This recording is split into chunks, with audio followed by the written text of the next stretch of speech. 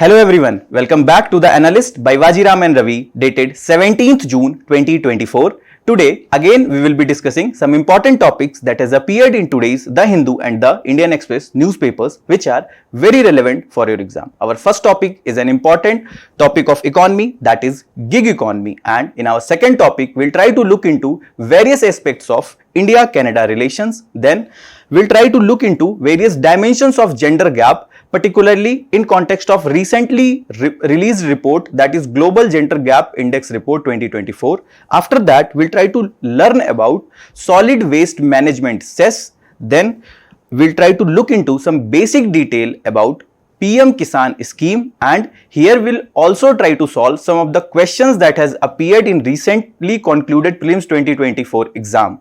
Then at the end, we will look into some prelims snippets which will help you in excelling your prelims exam. So stay tuned. So our first topic is gig economy. The context of this topic is that recently a write-up has appeared that is focusing on the abysmal economic and social conditions of gig workers, and this particular topic pertains to syllabus of your GS paper 3 industrial policy and issues relating to the development. As per the writer who have written this editorial, he have came to an information that there has been a pledge that is taken by some of the workers in the one of a multinational company's warehouse in India. And what the pledge they have taken? The pledge they have taken is that they will not drink water, neither they will attend washroom until and unless they complete their daily targets. And because of this incentives that they are getting for completion of their daily targets, they have taken this particular pledge, and that shows the poor working conditions of the gig workers. So what does a gig worker mean? A gig worker is an individual who is employed transactionally on a time or task based manner, having the flexibility to choose their hours of work. Let's suppose, for example, a Zomato delivery executive or a Swiggy delivery executive or a delivery executive who comes with your e-commerce products. They have flexibility to choose their hours. Okay, they don't have a compulsion that they have to go office at 10 a.m. and they will have to leave the office only after 6 p.m. So they have this flexibility of choosing their office timings. Then this gig workers can be categorized under two subheads. Okay, one is platform workers and second is the non-platform workers.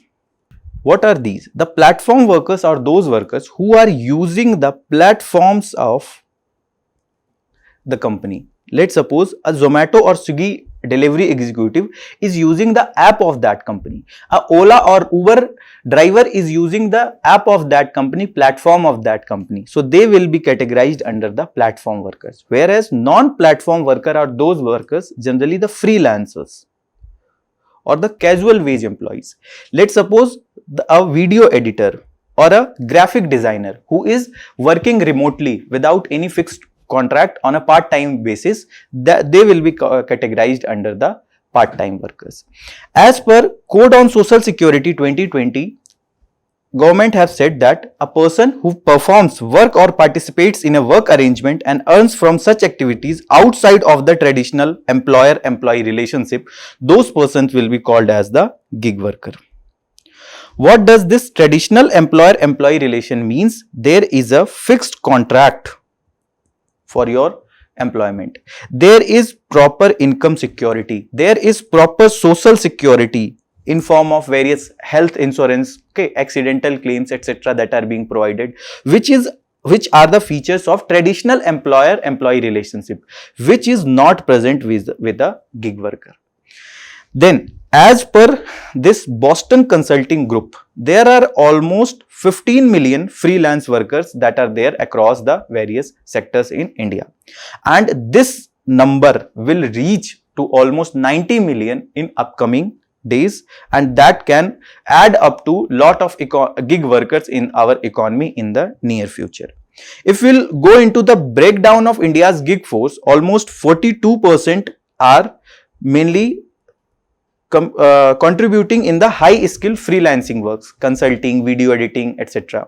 Then almost 17% are related to the personal services. Let's suppose when you call a person for spa or massage from urban company, that beautician, etc., the personal services they are providing, that chunk is almost 17%. Then 19% are mainly contributing to the low skill gig work, the cleaning of houses, the cleaning of washroom, etc., that we call from the workers we call from the urban company, etc. So they contribute to almost 19%. Then 8% contribute to the deliveries, okay, Zomato, Swiggy, then delivery executive like the companies like Shadowfax, etc. are there. Then the 4% contribution is of the ride sharing workers, Ola, Uber, etc. Now some of the sectors who have lot of need of gig workers, and there is lot of demand of gig workers in these sectors, and in future there are high chances that more of the gig worker will be asked by these particular sectors like FMCG, financial services, manufacturing, technology and services sector. Now, what are the various benefits of the gig economy? First of all, one of the major benefits, it provides flexibility to the employee. Flexibility regarding working hours, regarding at what time he will be able to work, at what time he wants to work. It is completely dependent on the employee rather than being dependent on the employer, and there are less restrictions related to the fixed working hours, as generally there are proper fixed working hours that are there, whether it is government job or private job. Whenever there is full-time work will be there, but as a gig worker there is no fixed working hours. There are some delivery executive who love riding or who love doing work in the night. They are night owl, and that's why they do their work in the nights. So this less restriction is a benefit that this particular person who is working as a gig worker would not have been able to get this benefit whenever he would be doing in the normal companies or a fixed term employment. Then the attendance issue. Generally, if a person do not want to work for at least 2 weeks, there is no as such compulsion, because whenever he wants, he can just switch on his phone, and he can start working. Okay. Then it also leads to cost efficiencies for the companies. There might be a case that a particular company do not want to hire a full-time person for a particular work. Let's suppose graphic designing or video editing.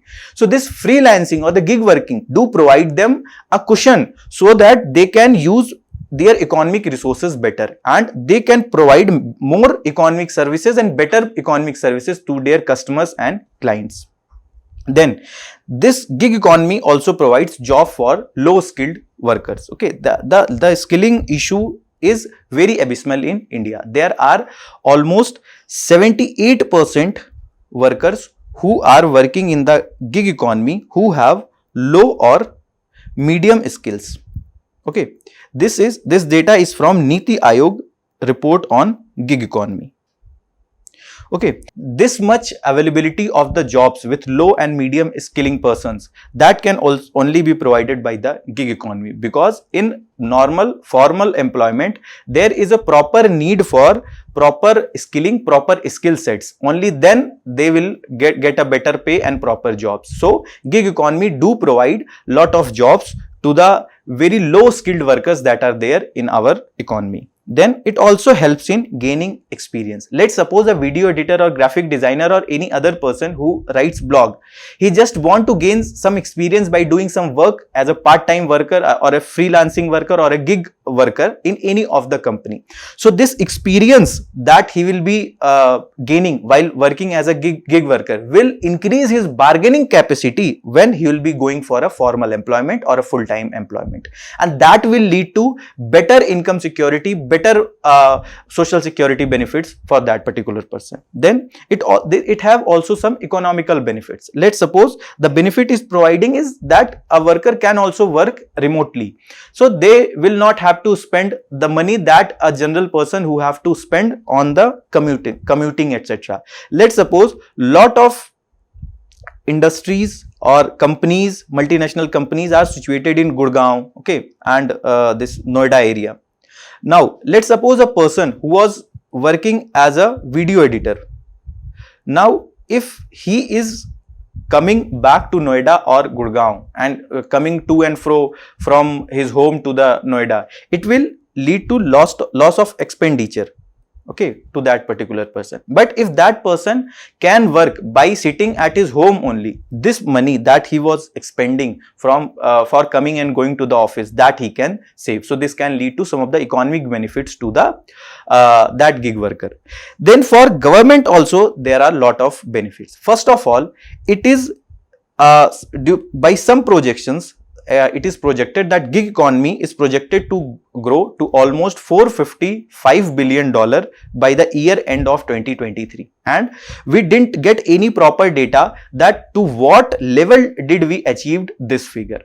And there are other benefits to the government, benefits regarding revenue generation. Okay, you can see that whenever you are ordering a food or you are ordering any e-commerce product, there are proper GSTs levied. So that leads to income generation to the revenue generation to the government. Apart from this, the government is also being less concerned for providing employment because of some of the availability of the gig workers. So that also reducing the pressure, employment generation pressure on the government. So these are some of the benefits that government is also getting from the gig economy.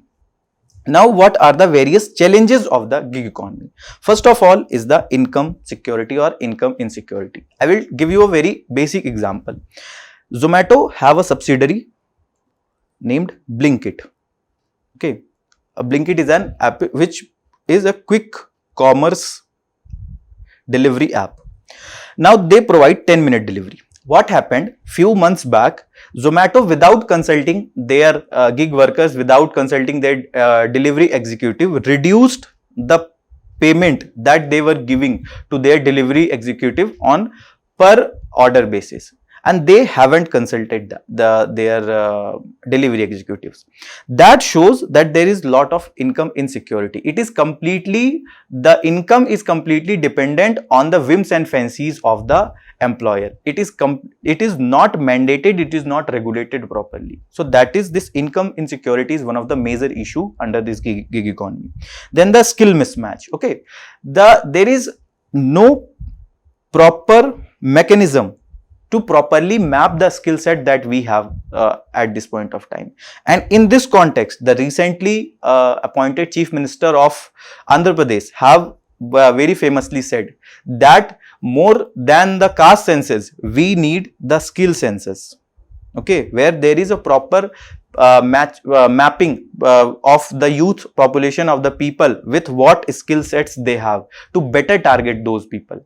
And under this gig economy, generally the informal nature of work is there, and there is no data coming that at what level the skill these gig workers have. Second is that there is also very less scope of increasing the skill set of or skill enhancement of the workers who are working under this gig economy. Then the contract terms. These are somewhat more tilted towards the benefits of the employer rather than the benefit of the employee. Let's suppose there are some of the contract terms for some of the drivers of the Ola, Uber or delivery executive, that if for some point of time, okay, they did not switch on their apps, their that ID of delivery or that ID on that particular app may be deleted. There are some other contract terms that if you do not get proper rating, your incentives may be halted or your incentives may not be given to you.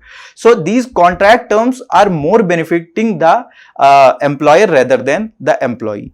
Then the weak collectivization. The issue is that there is no proper union these gig workers can make, because what happens generally in a traditional employer-employee relationship, what happens? The people are coming at the same place, they are working at the same place, they are regularly interacting with each other.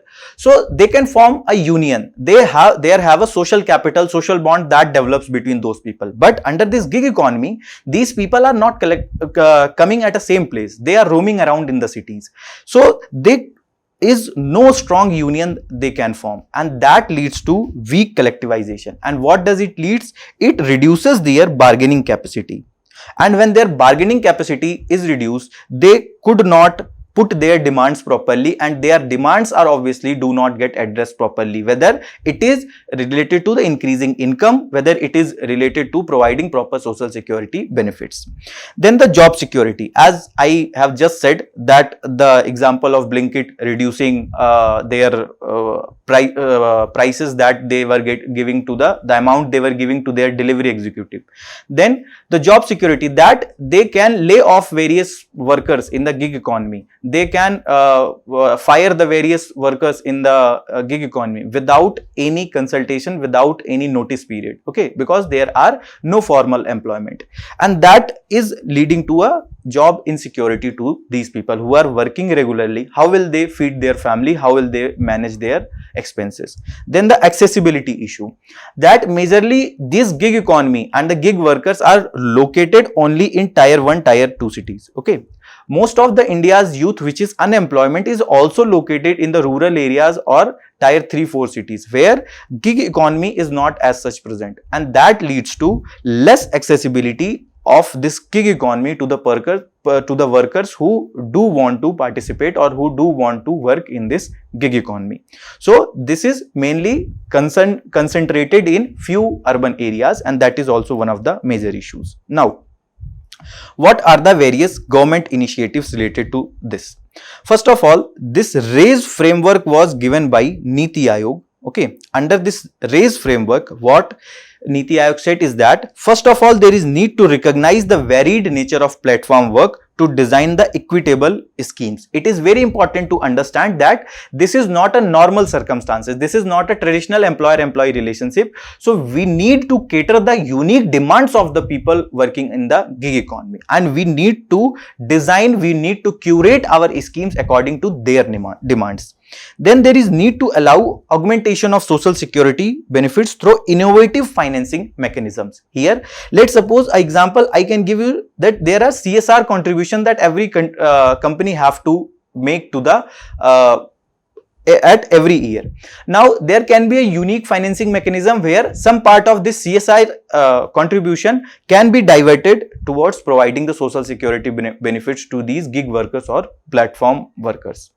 Then there is need for incorporating while designing the schemes the specific interest of the platforms, factoring the impact on job creation, platform business and workers. Okay, let's suppose what government have developed this ONDC, that is Open Network for Digital Commerce, okay, where they are various persons who want to work as a platform worker or gig worker can register and they can start working. So there is need for more innovation and designing of several platforms where more of the interest of these gig workers can be addressed. Then there is need to support workers to subscribe to various government schemes and welfare programs through widespread awareness campaigns. Apart from this, what government else can do, they can set up various camps, etc., where these workers can get idea about all the schemes that can benefit these workers. Then there is also need to ensure benefits are readily accessible to workers, and how that will happen with proper awareness campaigns at a regular interval of time. Then Rajasthan became the first state which took a legislative measure to address the benefits of the gig workers, to address the issues of the gig workers and provide proper benefits to them. They set up a proper Rajasthan Gig Workers Welfare Board, where there are various schemes for social security of registered platform based gig workers. They are proper monitoring these social security schemes, and they are also giving their recommendation that how that can be improved. Then there is proactive facilitation to workers in the engagement with the aggregator. There are proper mechanism so that there are proper consultations, collaboration, cooperations happening between the aggregators and this particular welfare board. Then there is also engagement that is happening with the registered workers unions and their collective groups that are formed. Then they are also nominating persons who can represent a gig worker when they have initiated actions for the claims. Then there are various schemes towards immediate assistance in case of accident, medical emergency and the health insurance. Then they also ensures workers access to the benefits and rights are protected properly. There is proper awareness generation regarding the rights of these persons who are working as a gig workers. Now, what should be done? What should be the way forward? First of all, there is need to create a unified organization. Okay, at this point of time, as we have just discussed, there is no proper collectivization, there is no proper union. So there is need for government can promote a uniform organizations that these gig workers can form, and that can lead to increasing bargaining capacity with the employers, and it can provide level playing field.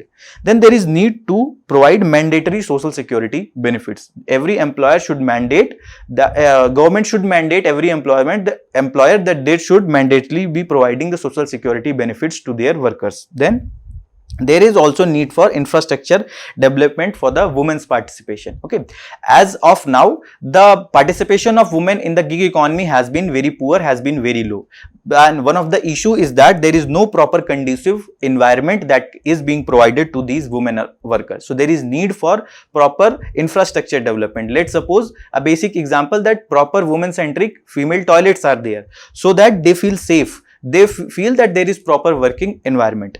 Then there is need for stakeholder participation with all the stakeholders, whether unions of these delivery platforms, whether the actual employers, whether the non-government organization, civil society organization. There is need for proper stakeholder participation at a regular interval of time, so that the policies can be curated, policies can be changed according to the demands and the needs of both employers and employees.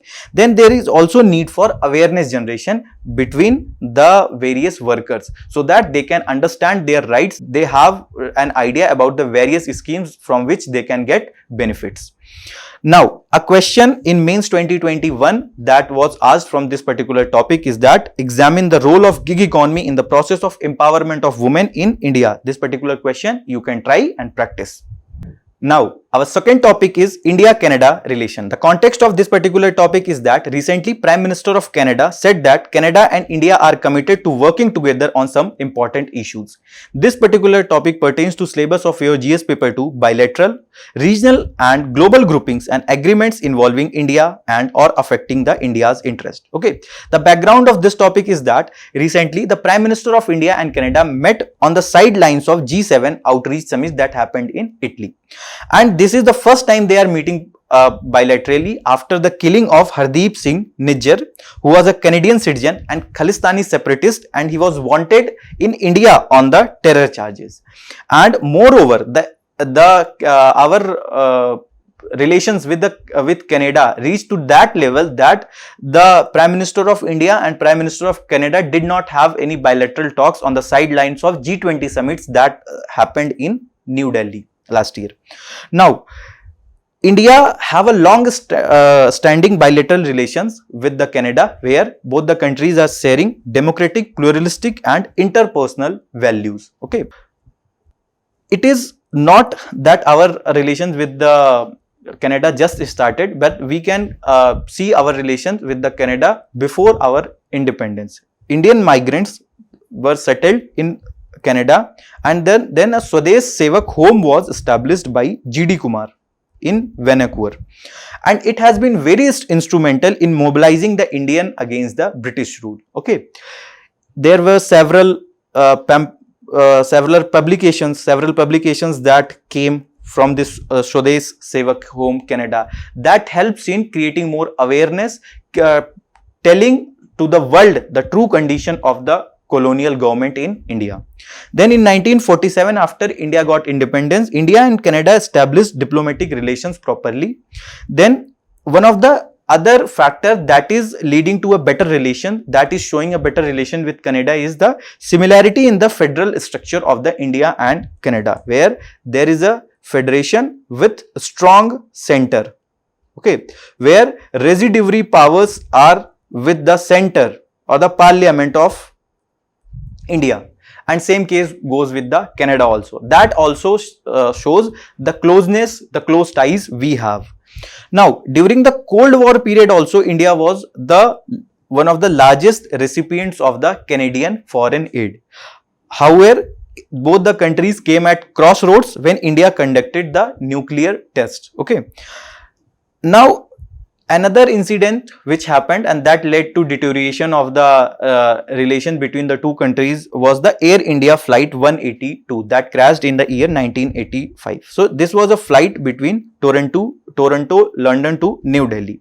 Now this was bombed on June 23, 1985, killing all the 329 people, and mostly the persons were of Canadians person were there of Indian origin, and there were allegations that some of the persons, Canadian citizen, the Khalistani separatists who who have done this in particular incident, and that also led to deterioration of the relation between India and Canada. Then in 2015, after PM Modi was sworn as a Prime Minister of India in 2014, he went Canada, and there were proper bilateral ties that were earlier that were converted to the strategic partnership, and that also showed that why Indian government were very serious about the relations with the Canada. Now in bilateral ties, what happens generally, there is an informal kind of relation. There is no fixed focus on any one dimension, any one arena. But when we move towards the strategic partnership, that is more formal relation, and there is more focus on some of the important areas. That can be military partnership or military arenas where we are more focusing, climate change, etc. So in 2015, we have moved towards the strategic partnership with the Canada. Now, what are various pillars of Indian-Canada relation? First of all, the political relation. There are proper dialogues that are happening on the foreign policy, trade and investment, finance, energy, at a regular interval of time, these dialogues happening. And we do have a proper air services agreement, extradition treaty, nuclear cooperation agreement and social security agreement, which shows that we have a very good political relation with the Canada. Then the commercial relation. We have a very good trade partnership with the Canada.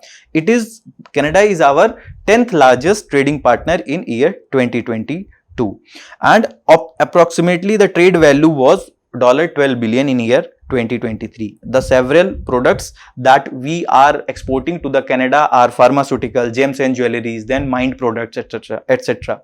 And India is the 18th largest foreign in the Canada is 18th largest foreign investor in India, means the FDI and FPI that is coming from the Canada is a very high amount, is a very large chunk. Then the cultural relation we have. Okay, this is one of the very important factor in India-Canada relations. There is almost 1.3 million Canadians of Indian origin, which shows that there is a large Indian diaspora. There is large number of persons who are the persons of Indian origin who have roots in the India, and that acts as a soft power. Okay.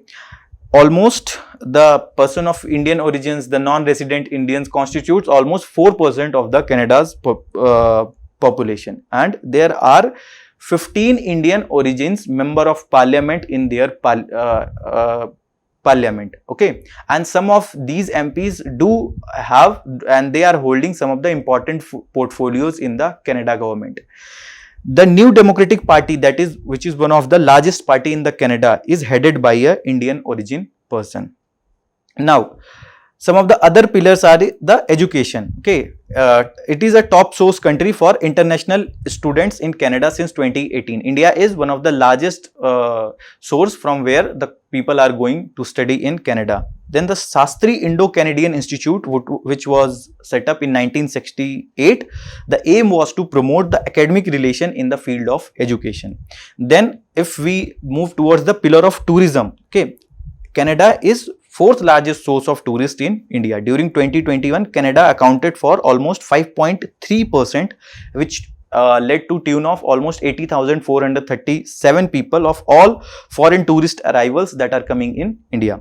Then we do have a proper mechanism, proper cooperation in the space sector also. India's ISRO and Canadian Space Agency have signed several memorandum of understandings for cooperation in the field of space exploration and utilization, as well as for the implementation arrangement addressing the satellite tracking, space astronomy, etc.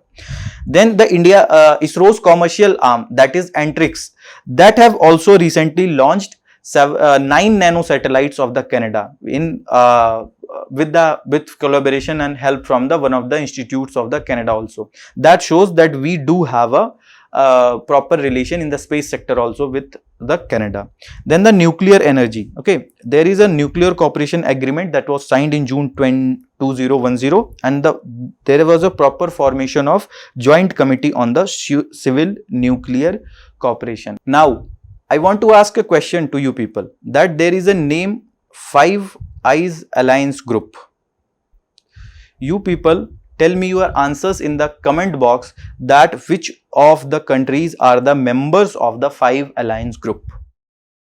Now, let's try to see what are the various challenges of the India-Canada relation. First of all is the geopolitical issue. India and Canada do have opposing viewpoints on some of the important geopolitical issues of the world, whether it is taking a stand on the Afghanistan, whether it is taking stand on the Pakistan and terrorism particularly, and the Pakistan occupied Kashmir. We do have a diverging view, and that is one of the important issue or challenge, you can say, with respect to India-Canada relation. Then there are trade barriers. Both the countries do have a tariff and non-tariff barriers that time and again have been highlighted by both the countries. Tariff barriers are the anti-dumping duty, we can say, or some of the direct barriers that we are putting in form of various taxes, etc. Whereas non-tariff barrier are those barriers, let's suppose the sanitary and the phytosanitary measures. Okay, let's suppose in Canada is importing some of the spices or food products from India. Now they can say that we have this specific requirement in this particular food product, and until and unless this food product will have this particular quality or parameter, we will not import this particular food product. And this is a non-tariff barrier. So both the countries do have several apprehensions regarding the tariff and non-tariff barriers, and that is also one of the hindrance in both relations between both the countries. Then visa and the immigration issues. Okay, both the countries have time and again suspended the visas that persons can get, and that is mostly the knee-jerk reactions. Okay, during the killing of Hardeep Singh Nijjar, after that both the countries have suspended the visas and immigration for the brief period. So that also creates a lot of issues to the various immigrants. Then the perceived lack of focus on the India. The Canada is more prioritizing the various countries like who are mainly located in the Asia and Pacific, and they don't have that much priority to India as compared to other countries, and that is also one of the important challenge. Now, what are the various measures that are needed to strengthen relations? First of all, there is need for diplomatic engagement, and that will help in building trust. Okay, whether it is track 1 diplomacy or track 2 diplomacy. Okay, both need to be materialized properly. Okay, now I will also explain briefly what is track 1 and track 2 diplomacies. Track 1 diplomacy, where majorly head of state or the officials are engaging between both the countries. The engagements are in both the countries having between the heads of state or the officials. Whereas in the track 2 diplomacy, some of the non-government organization or civil society organizations or some of the famous personalities that are engaging between the country and one country and other country. Let's suppose for any specific issue, Akshay Kumar, okay, is engaging with the government of the Canada, or let's suppose Shah Rukh Khan or Jagat Guru, okay, anyone, Shri Ravi Shankar, etc. So if these persons are engaging with the Canadian government, that will be a track 2 diplomacy. Okay, that there might be a case that they are directly interacting with or directly engaging with the government or some other persons relating to them. So that is track 2 diplomacy, where majorly the officials or the heads of states are not involved. So we need to materialize both these track 1 and track 2 diplomacy, because that will help in building the trust. Then there is need for addressing the Khalistan issue. Okay, India has been a victim of terrorism and separatism. Canada should understand the condition of India. They need to solve the apprehensions that India have. They need to address various issues that India have, particularly in relation to the Khalistans. Then there is need to deepen the economic cooperation. We have a very fixed basket of the items that we are importing and exporting. We need to diversify that basket and there is need for reducing the various tariff and non-tariff barriers, and there were talks earlier for signing of FTAs and comprehensive economic partnership agreements also. That has also halted. So there is need for initiating those talks where we will be signing the CE comprehensive economic partnership agreements or the FTAs, etc. Then there can be strategic cooperation. There is need for strategic cooperation, whether it is in relation to the military, nuclear engagements. There is need for more deepening our cooperation in these sectors. Then we can also have to move towards collaboration on the environmental issue, whether it is global warming, climate change and other issues. Then there is need for promoting people to people ties, okay, cultural exchanges, educational programs, okay, the yoga, that is one of the important soft powers, Ayurveda, India's Bollywood, Indian songs, that needs to be promoted more so that there can be more people to people exchanges between both the countries. Now, a mains practice question that you can do from this particular topic is that discuss the issues impacting the bilateral relationship between India and Canada. Discuss how both nations can enhance their partnership to make it more broad-based and inclusive. Now, coming to our third topic, that is gender gap. The context is that a write-up has appeared recently on the account of recently released report, that is Global Gender Gap Report, which is released by World Economic Forum. Now, this particular topic pertains to syllabus of your GS paper 2, governance and social justice. Now, let's try to understand the background of this topic first. Okay, so global gender gap, okay, almost as per this report which I have recently reposed, we have close to around 68.5% gender gap, okay, and this was 68.4 in 2023. We have only 0.1% increase in the past 1 year. This gender gap is showing that how much gender gap we have closed and how much is still left. Okay, almost what does this figure is shows that almost 31.5% is left. Okay, that this much gender gap is left that we need to fill. And in this way, in the progress that we are making, the pace with which we are making the progress, it will take almost 134 years to reach full parity. Okay, that where the place where there will be no difference between the men and women, there will be complete parity, whether it is related to the educational avenues, employment avenues or any other. Iceland have consistently topped this global gender gap index, where they have closed almost 93.5% gap between men and women, and it is the only economy to have closed over 90% of its gender gap. India has slipped 2 places, and at this point of time our rank is 129 out of 146 countries, and we have 127th rank in the 2023 report, and we have closed almost 64.1% of our gender gap in 2024. And but if we'll say, if you will see, our average is much lower than the global average. Then there is slight regression due to the small declines faced in the educational and the political empowerment. So we have seen some of the backlash, slight regressions in some of the spheres of some of the parameters of the education and political empowerment, and that led to sliding of our rank. So what are the some of the various major parameters of the framework that on which this global gender gap is coming? One is the economic participation and opportunity that are being provided to both the genders, educational attainment, health and survival, and political empowerment. These are the some of the major parameters on which this gender gap is coming. Then majorly some of the largest gender gap that we have bridged is economic and the political arenas. But in political arenas, we still have a lot of gap that needs to be filled.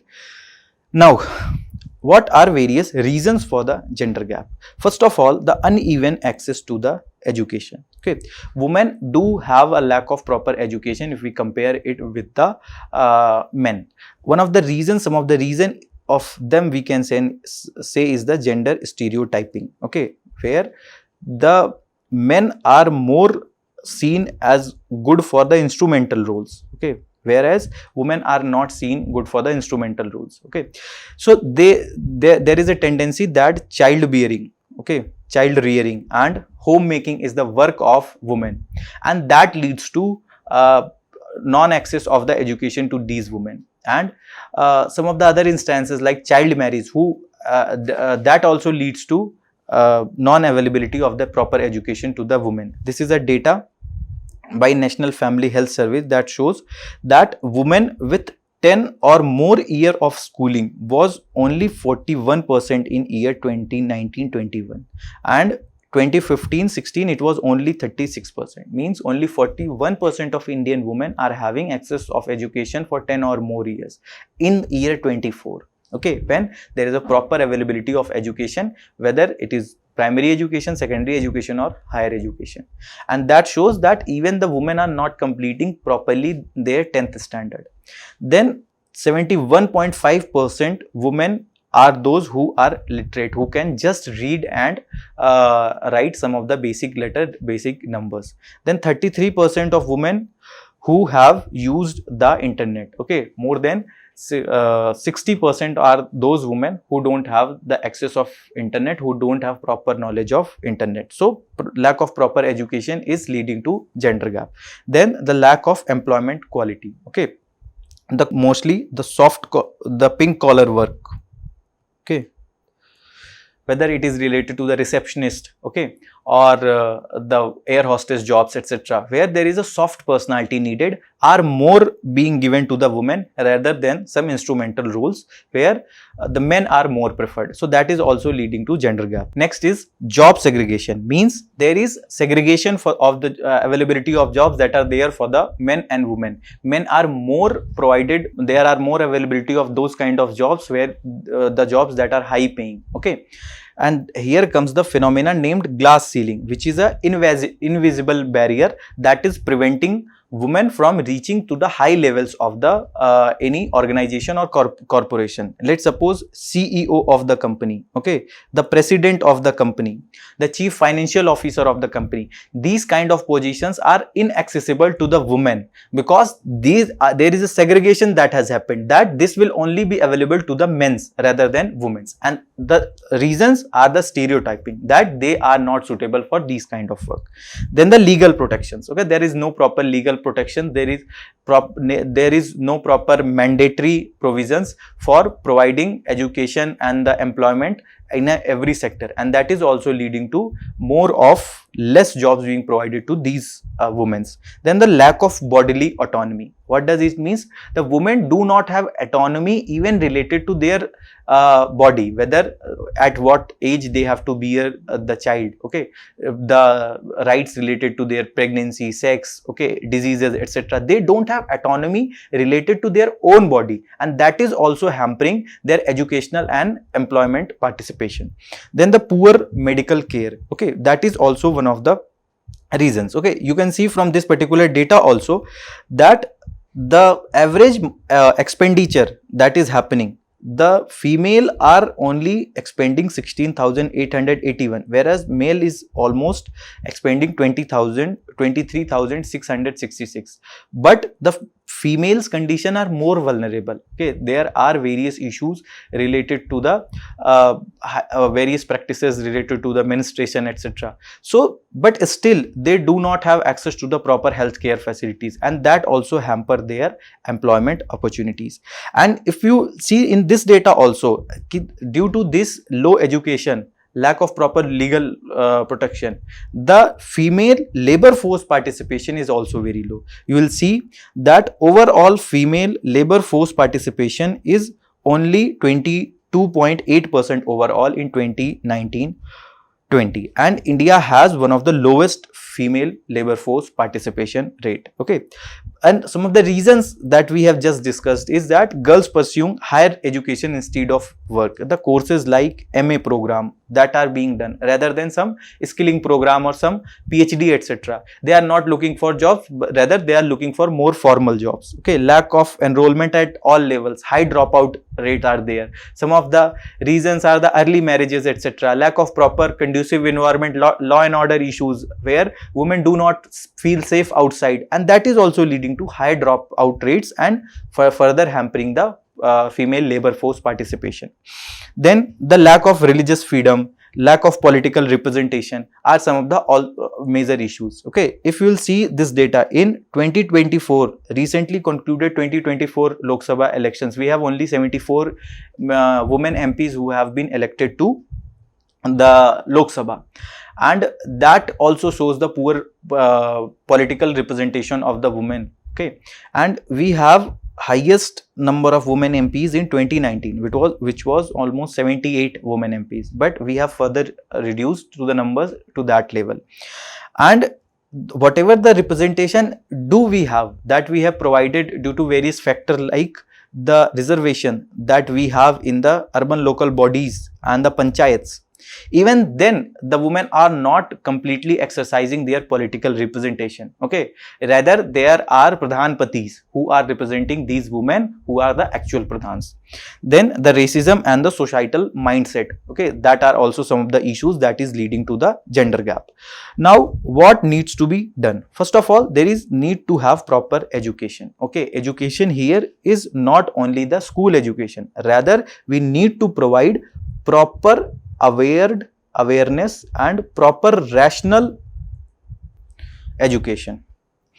Means whenever there is need to inculcate this feeling among the women and society at large that women are completely equal to the men, and there is need to have a proper parity between men and women, and that will help in addressing the issues like child marriage, because people will understand the importance of providing proper employment and proper education to the women. Next is economic participation. Okay, in the economic participation, first of all, we need to have proper skill development of women. There can be a proper scheme which is curated to address the skill deficiency in the women. The schemes like Aspire, Strive, which are there need to be more focus on the women. And second is that there is need for providing safe work environment to the women. Okay, the act like POSH, prevention of sexual harassment at workplace, there is need for strict enforcement of these kind of acts and laws. Then there is also need to address the discriminatory practices that the employers do have during the process of the hiring. Then there is need for proper healthcare facilities. Okay, whether it is maternal health care, sexual and reproductive health services, or the issues related to the female feticides, we need to address all these issues, and we also have to ensure that proper nutritions are being provided to the women. Then there is need for political empowerment also. For this, the similar kind of cases, the similar kind of things we are doing in the urban local bodies and the panchayats, we can also have for the states and the central elections. But moreover, it is need for changing the societal mindset that women can represent the population equally and properly as men are doing. Only when this mindset will change, the more women participation we will see in the political arena. Then there is need for legal reforms also, whereas the gender violence that is happening, that can be prevented. There is need for more awareness generation regarding the laws that are there, various sections of the laws that are there, especially made to address the issues of gender-based violence. Then there is need for changing the social norms according to the changing social conditions. Okay, there is need for changing social attitudes of the people, mental construct of the people towards the women, and that will help in diminishing or eliminating the traditional gender stereotyping. Now, our next topic is the solid waste management cess, which has been in news because of the recent Bangalore municipal decision to levy a solid waste management cess of ₹100 per household. So this particular topic pertains to syllabus of your UPSC Prelims Indian Economy, syllabus of your GS2 Government Policies and Interventions, and syllabus of your GS Paper 3 Environmental Pollution and Degradation.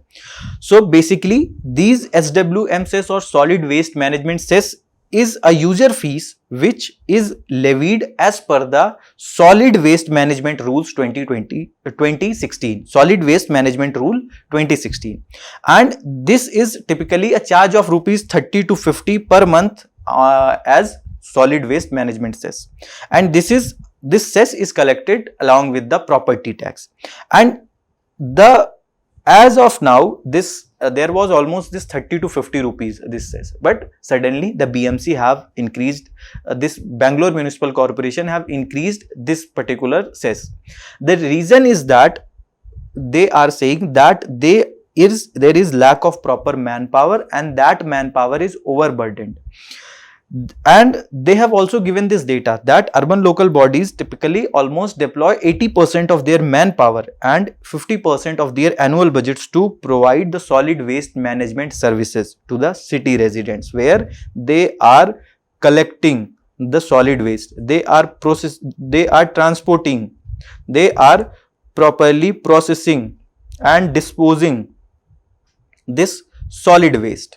Okay, and that is one of the reason that they have increased this cess. Okay, and almost 6,233 ton per day is the extent of garbage generation that this Bangalore Municipal Corporation is doing at this point of time. That shows that there is need for proper financial resources, and that's why they have increased this SWM cess. Now, what are the various challenges particularly related to the solid waste management, which will become very difficult even to address after the increase of this cess also? That almost 55 to 6% of the solid waste that is being generated is wet biodegradable material, and 40 to 45% is non-biodegradable material. So that leads to issue of segregation. Okay, and when the segregation is difficult, obviously it will lead to improper disposal. Then the recyclable material that is there in the dry waste is minimal, only about 1-2%, and mostly these are non-recyclable. 55% of wet waste can be converted into organic compost or biogas. The yield is as low as 10 to 12%. Even if they are being converted to the organic compost, even after spending lot of money, lot of financial resources, the yield of biogas is very low. The low operational revenues of the waste processing facilities. What is the revenue they are generating from the waste processing facilities? That is only contributing to the 35 to 40% of the operational expenses, and rest is subsidized by the urban local bodies. And other challenges that urban local bodies are the more overburdened, they are more given lot of work related to the potholes, road management, etc. We should also have this idea that we have this 4 steps in this particular waste generation or disposable of waste generation. First is the collection, second is the transfer and transport, the third is the processing and resource, and fourth is the disposal. Okay, at some point of time, the garbage that is collected, solid waste that is collected, that is transferred and transported and directly disposed. Sometimes they will be processed and then only it will be disposed. So the issues that we have just discussed, the low operational revenue from these processing facilities, lack of proper segregation, are some of the issues that are mainly leading to a lot of issues in the solid waste management. So what are the various solutions? First of all, there is need for segregation of waste at source. Okay, we at our houses should ensure that we properly segregate our solid waste. Then there is need for single use plastic, because this is one of the major components of the solid waste generation. Then there is need for decentralizing the composting initiatives. Whatever the disposal we are doing, there is need for decentralization doing that. At this point of time, what is happening, there is only one composting initiative or composting facilities for whole city, and that is leading to high transportation cost. So there is need for decentralizing that. Then there is need for information, education, awareness to prevent the open littering. Then bulk waste generators to process their own waste. The bulk waste generators like hospital, etc., various big hotels, etc. So they need to have some facility where they are processing their own waste at their premises itself. Then there is need for a balanced approach where combining the marginal user charges with proper and efficient operations. That will help in reducing the menace of solid waste generation. Now, our next topic is PM Kisan scheme. The context is that the Prime Minister Modi will release the 17th installment of PM Kisan in Varanasi today. This particular topic pertains to syllabus of your UPSC prelims, government schemes, and syllabus of your GS paper 2, government policies and interventions. So, some of the basics of this particular PM Kisan scheme. The full form is that Pradhan Mantri Kisan Samman Nidhi. This is a direct income support measure where 6,000 is being provided in various installments, and it is going to benefit almost 12 crore small and marginal farmers which have family cultivable land up to 2 hectares. Okay, and you should also know that almost 86% of Indian farmers are small and marginal farmers only, and this is directly transferred into the bank accounts of the person in 3 equal installments. First installment up to 13/3/2019 to be paid this year itself, that was paid in year 2019 itself. Okay, and in the budget this was different outlay that has been done by the government. Some of the notable features is that first of all, they are using the direct benefit transfer DBT that ensures that income is reaching to the actual beneficiaries, and the whatever the beneficiaries are there, they are 100% Aadhaar authenticated beneficiaries, and 100% funding is from the government of India. Then various other benefits are that the farmers are free to register himself through common service center or through mobile apps, and there is a strong and secured validation processes.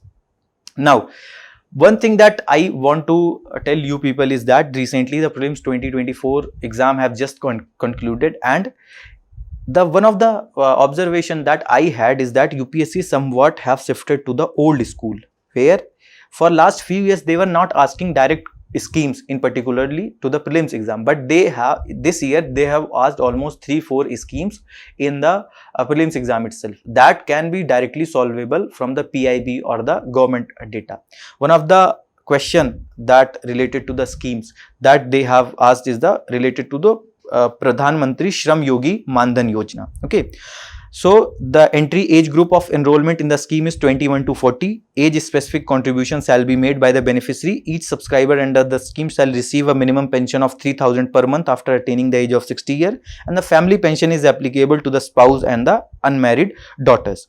So actually the answer is B, 2 and 3 only. First statement is wrong. 21 to 40 is not there. It is 18 to 40, and the family pension is applicable only to the spouse and not to the unmarried daughters. So this particular thing that we can understand from this particular question is that what UPSC is doing, they are mainly targeting few areas, that who are the actual beneficiaries, okay, and what are the some of the provisions from that particular scheme, and they are asking that particular thing only. Then one question related to Pradhan Mantri Surakshit Matritva Abhiyan, okay, where it is saying the scheme guarantees a minimum package of antenatal care services to women in their second and third trimester of pregnancy and 6 months post-delivery health care services in any government health facility. This was wrong statement. Only antenatal care facilities are being provided. There is no such provision for post-delivery care. Then under the scheme, private sector health providers for certain specialties can volunteer to provide services at a nearby government health facilities. Obviously, it is a very general statement. Why government will deny someone to provide the volunteer services? So B option second only, 2 only was the correct. So you have to keep in mind throughout their preparation for the persons who are targeting the prelims 2025 that throughout the year, which the schemes which are very significant by the government of India, which are being run by the government of India, you need to have a clear idea about the beneficiaries, about the various specifications that are there about that particular scheme, because there are very high chances that UPSC may ask in your particular prelims 2025 also. Now we will look into some prelims snippets. First of all, exercise Tarang Shakti, which is a exercise, military exercise, which is sponsored by Indian Air Force, and it is the first multinational level exercise, and it is likely to see the participation of 10 countries in addition to few other acting as observers, and it is going to happen in 2 phases. First will happen in the southern India and second will happen in the western sector of India. Among the countries who are sending their contingents are Australia, France, Germany, Japan, Spain, UAE or United Arab Emirates, and United Kingdom, United States, Germany, among others. Now, our second topic is zero FIR. What is a zero FIR? It is a concept of lodging a first information report for any cognizable offence at any police station irrespective of jurisdiction of the offence committed. And this was brought forth to ensure that no cop refuses to file an FIR in a cognizable offence irrespective of whether the place of offence fall within their jurisdiction. Zero FIR is then transferred to the concerned police station who will be responsible to take up its logical conclusion. Let's suppose there is a police station AB, okay, and the jurisdiction of this lies to this level. Now, this particular person who is ABC, he is living in this particular jurisdiction and there has been a crime, that he has been a victim of any one crime of in this particular jurisdiction, but unfortunately he was not able to lodge his FIR in this particular jurisdiction, and he went to his family or to any other person who is living to nearby areas.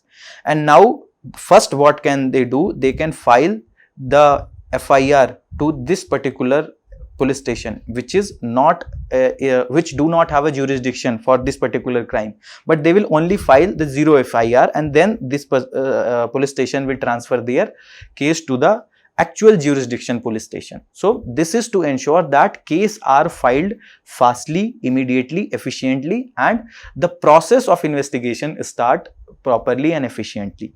The 46% of zero FIRs pertains to the missing persons cases and following by the sexual offences, which is 32%, and the remaining being the other cognizable offences. There might be a case that a woman may suffer any of the sexual offence at her workplace which have some other jurisdiction, but she might be living at some other place which have some other jurisdiction police station, but she might lodge her zero FIR to the police station nearby where she is living, but the actual jurisdiction will be where the crime was committed. Now this police station which is nearby to the this particular lady, that particular police station will refer or transfer this zero FIR to the original police station where the jurisdiction was lying.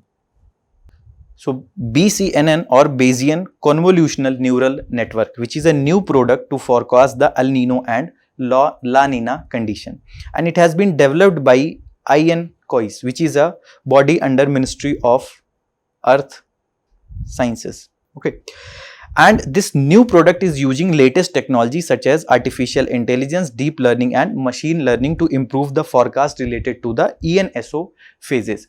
So what is happening, that this El Nino southern oscillation is not uniform every year, it changes every year. So because it is very important to predict the actual phenomena of ENSO or actual time in which it is coming and it is going to leave the Indian subcontinent, because it have far reaching impact on the geography, on the monsoon, it have far reaching impact on the agriculture and economy. So it becomes very necessary to predict this properly, and this particular tool is going to help us. El Nino's southern oscillation describes the natural year to year variation in ocean and atmosphere in the tropical Pacific. Now next is PESB or Public Enterprise Selection Board, which is a non-statutory body constituted by the government through a resolution in 1987. The main function of this PESB is to advise the government on the appointments to the highest posts in the central public sector enterprises, but they only recommend the names. The final approval is only given by the Cabinet Committee on Appointment, which is headed by the Prime Minister of India. And the composition of this Public Enterprise Selection Board is that it consists of chairman and 3 members, and tenure is that they hold office for a term of 3 years or until the age of 65 years, whichever is earlier. And Mrs. Mallika Srinivasan is the current chairman of this PESB. Now this was all for today's Analyst. I hope you enjoyed the session. Thank you for joining the session. All the very best.